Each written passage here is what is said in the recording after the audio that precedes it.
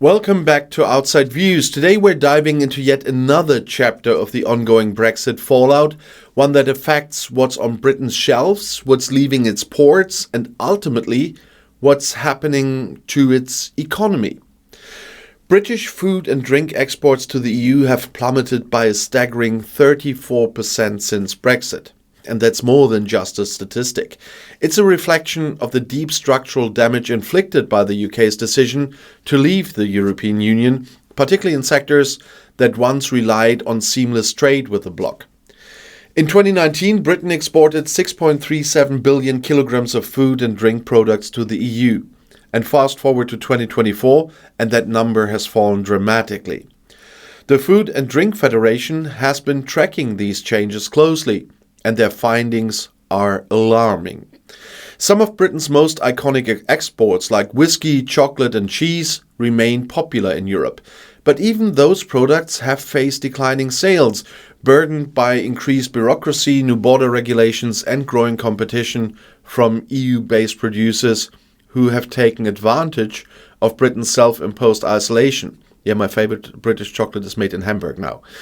The reason for this decline are complex, and some will argue that the COVID-19 pandemic and the war in Ukraine played a role in disrupting trade flows globally. That's true to an extent, but those challenges affected every country, not just Britain. And yet, while the Netherlands, Germany and Italy have all seen their food and drink exports rise since 2020, Britain's numbers have gone in the opposite direction. And the conclusion is clear. Brexit has made British exports less competitive and EU markets are turning elsewhere. But it's not just about what the UK is selling, it's about what it's buying. While British food exports are shrinking, food and drink imports have surged to record levels, reaching £63.1 billion in 2024. And that's an increase of 3.3% from the EU and 7.4% from non-EU countries. But why is this happening? A combination of rising costs, extreme weather affecting domestic production, and critically, Brexit-driven supply chain disruptions. British farmers are facing a deepening crisis.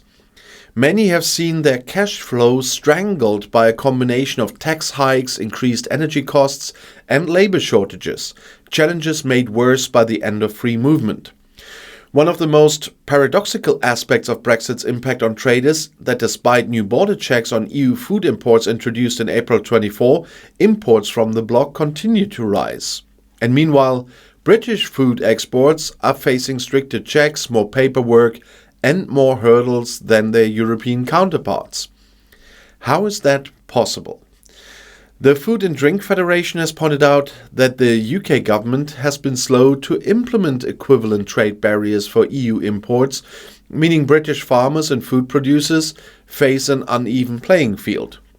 They must comply with a maze of new regulations when exporting to the EU, but EU producers selling to Britain face far fewer restrictions in return.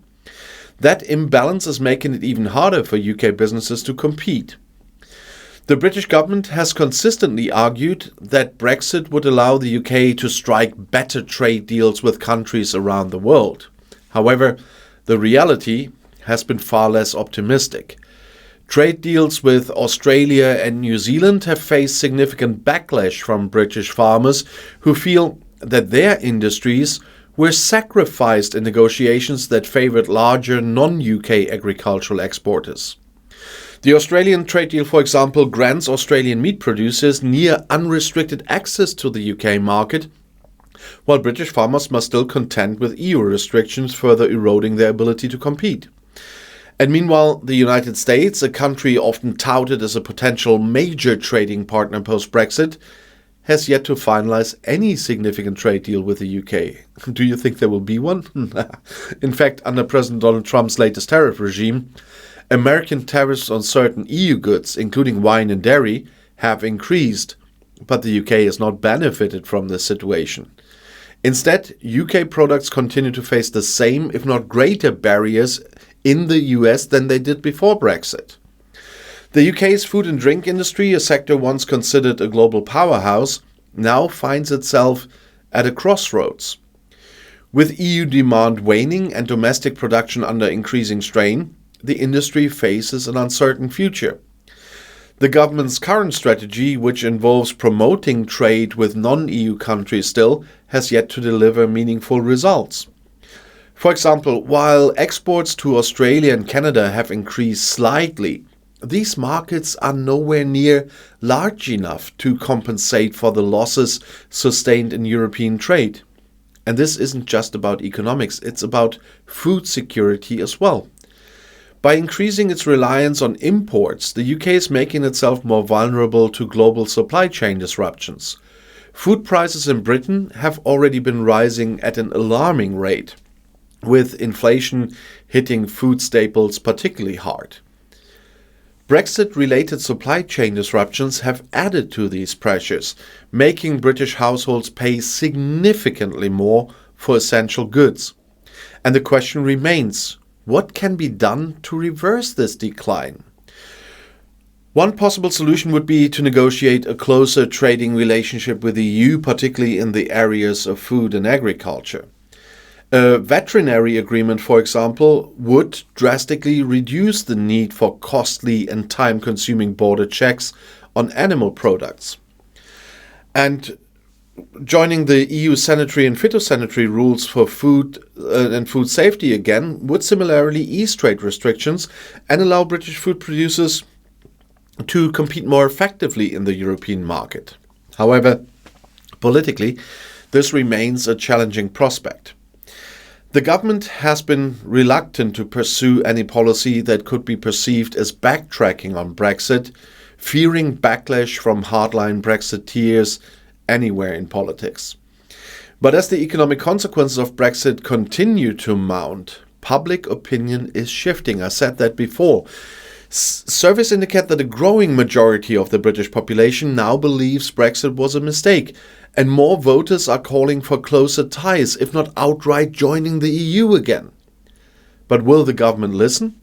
Or will it continue down the path of economic self-sabotage, refusing to acknowledge the glaring failures of Brexit?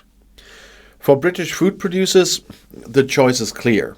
Either fix the broken trade system or watch as more businesses collapse, more farms go under, and more of Britain's historic food and drink industry disappears. The longer these issues go unaddressed, the harder it will be to recover. And as always, I will continue to track these developments, even if I'm recovering still at the moment.